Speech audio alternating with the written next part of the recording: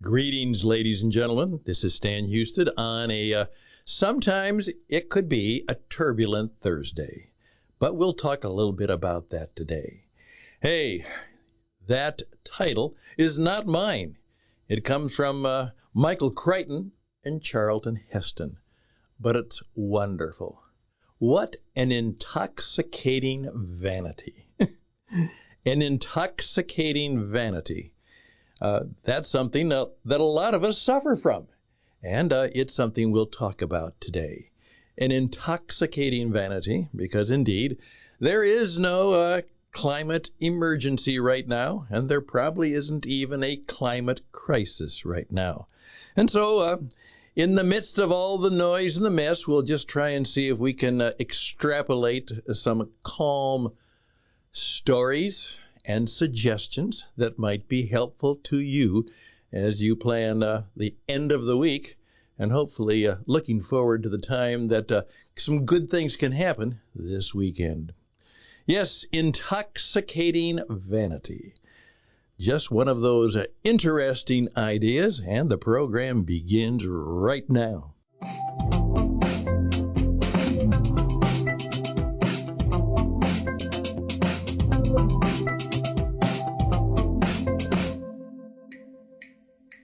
And once again, I do thank you for your time. We try and, during the weekdays, go about 15 or 20 minutes. That's a good time for you to just kind of, learn a few things and think about a few things that might even be helpful to you in the day that's before you. Not too long, perhaps a little bit longer for some of you, but it's just about right. The average commute, it's about what it takes you to perhaps walk 10 blocks with a good stride to it, which would be good exercise for your body, and perhaps something like this might be a little bit of a exercise and challenge for your mind. Maybe that's some intoxicating vanity. I better be careful about that. Here's where we're going. The other day, again, I'm one of the few guys who comes very early to the office buildings. There's about one or two others that are oftentimes here well before 8 o'clock, and that's how I get ready for the day. And oftentimes I've actually done quite a bit more before that. And Jake was there, and he asked me a little bit about, he said, "Oh, here you are again early." He said, "What do you do in the morning?" Well, I actually described that I get up much earlier, and sometimes I just take times to kind of sit and think and pray, but just sit there. And then he paused and leaned back, and he said, "Yeah, it's time to come to peace with the world." And I looked him right in the eye and said, "Thanks for the program idea. Yeah, it's time to come to peace with the world."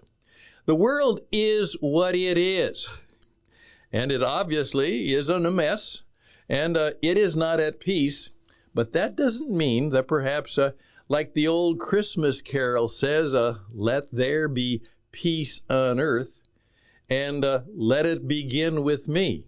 And I changed that to say, let it begin in me, and then maybe it'll be with me. And maybe then you can share some of that peace with somebody else. Do you know how powerful it is to come into somebody's presence, and you know what I'm talking about if you've had these occasions and you know these people, is they are strong. They are tall. Not necessarily tall in height, but they stand up straight. They're fully engaged in living their body, good posture, good presence. They're tall. And they're calm.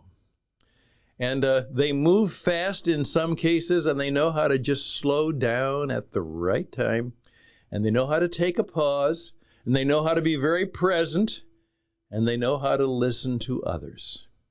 Yeah, I love that description.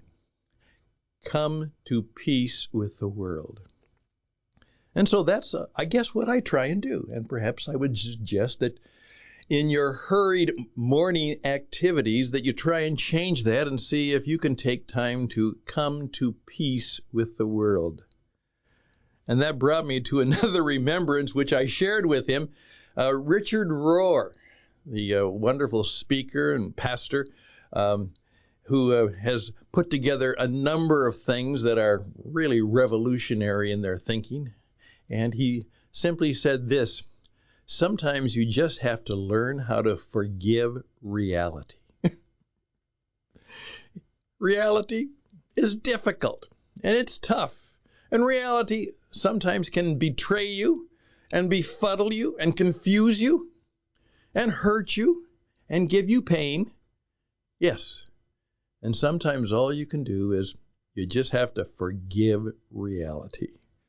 So maybe one of the things that you need to do in the morning is to take some time to take a deep breath. Perhaps have a cup of coffee or tea or something. You need liquid in the morning.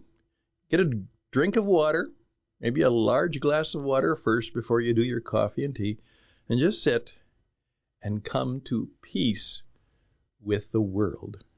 And perhaps forgive the reality of the past day, and perhaps be ready to forgive it today. And then maybe you're ready to meet the marketplace. Now, with that in mind, I came across somebody who pointed this out to me. We all heard from the President of the United States, Joseph Biden, yesterday, and it is in all of the news features. Hey, this is time. It's a climate crisis. It's a climate emergency. Global climate change is going to destroy us, and it's going to destroy us soon and destroy our children. My friends, that's a lie. That's not true.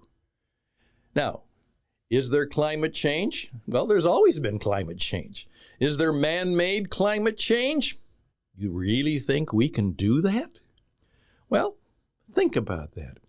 Well, as a result of that, someone suggested that I go back to the reading that Charlton Heston, a number of years ago, did in a conversation with Rush Limbaugh, where he quotes the prologue to Jurassic Park, which is now making, of course, a comeback in some people's eyes. And what it was is Charlton Heston. And, of course, I love Charlton Heston, both in terms of his acting and speaking abilities. You can learn a lot from just watching him live and then watching him perform, and see how graciously, when Alzheimer's began to take that brilliant mind down, how he still lived a life of as much as he could of focus and presence and purpose and a sense of calmness. I hope that if that comes to me, I can model a graceful ending as he did. But what he did is he put together a little 3-minute reading of Jurassic Park, and it's talking about the intoxicating vanity of thinking that we, mere present moment human beings, can change the world. Now, so with your permission, and with all due credit to all of the people involved, from the Rush Limbaugh program to the people from Powerline who suggested it to me, to the people like you who will listen to it. Here we go, a little excerpt from Jurassic Park about intoxicating vanity.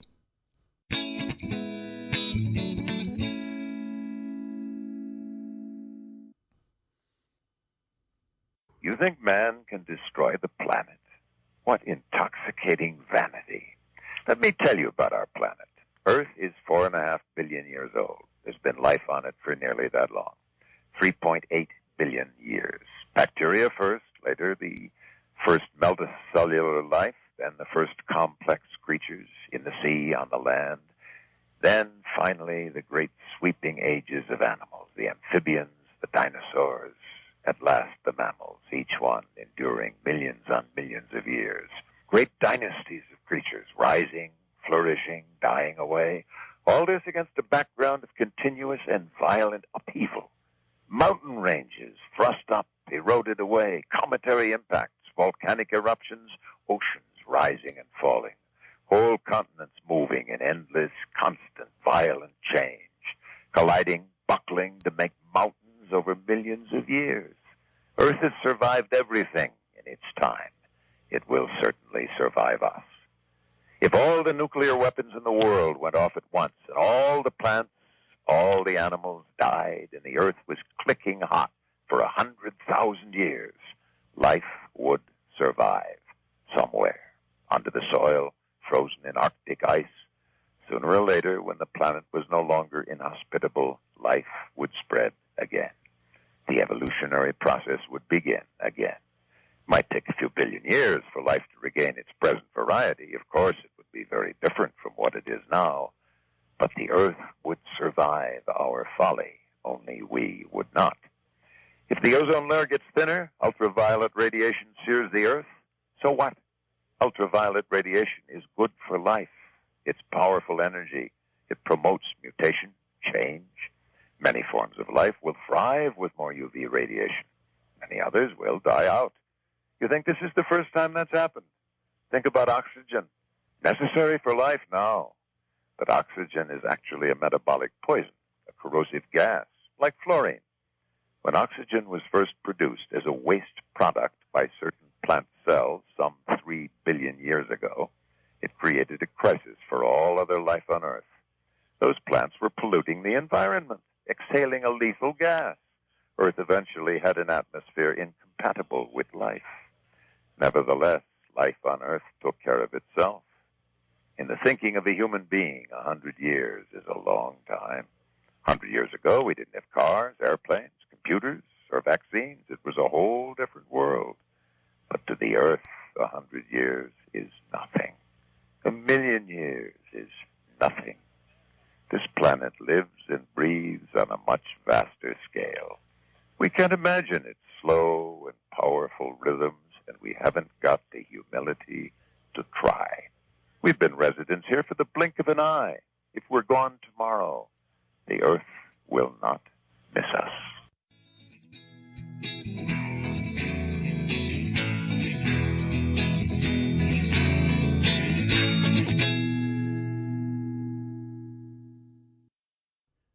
There's nothing more I need to say.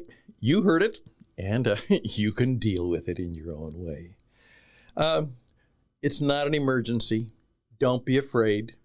There are many things that maybe we should be afraid of, but that's not one of them. And it's not an emergency. When my wife was on the floor with a heart condition, and I called 911, and they came rumbling and rambling there fast, that was an emergency. And thank goodness, boy, were they good. Were they great? And of course, my wife and I are incredibly grateful for they were the people who understood an emergency. And you know what made them really, really good? They knew it was an emergency. They knew it was crucial, but they were calm. No panic. No false moves. No making it to be bigger than it was. In fact, their job was to make the whole situation calmer and smoother and assure me that they could handle it and that my dear Karen would be at the hospital in just a short time, and they would make sure they got her there just fine. You can sit down and relax and wait, Mr. Houston. The EMS finally is coming because the first responders came first, and then they called the EMS, and it all worked out. And fairly soon we were in the emergency room, and just fine. No crisis, no emergency. So, again, just let that sit on your head for a while. And remember, sometimes you need to just forgive reality. And sometimes you just need to say, today I will live at peace with my world and perhaps with the world. Just an interesting idea. My name is Stan Houston.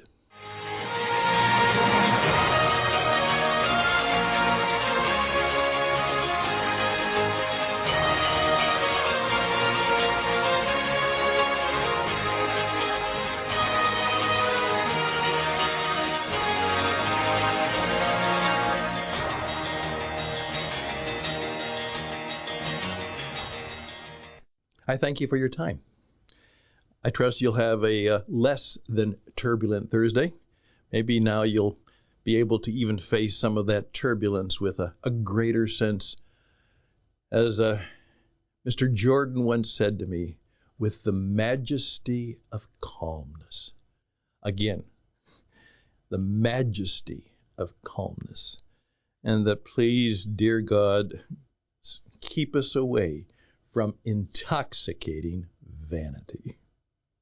Watch out for the people who carry that and promote that. Don't be afraid. Remember, all will be well.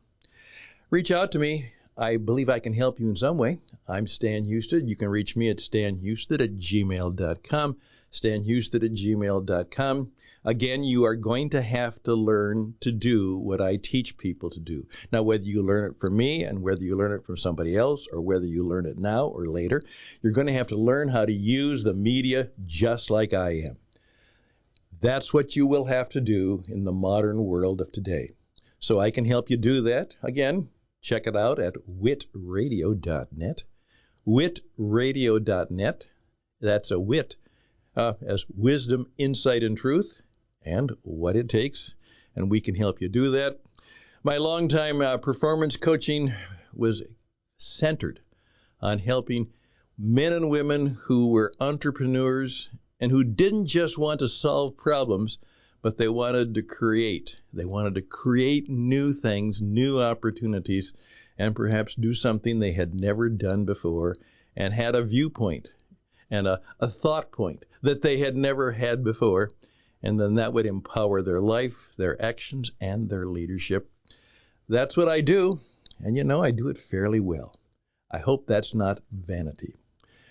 Please reach out to me at stanhusted@gmail.com, stanhusted@gmail.com. All the best and blessings for you. It will be a good day. And bye for now.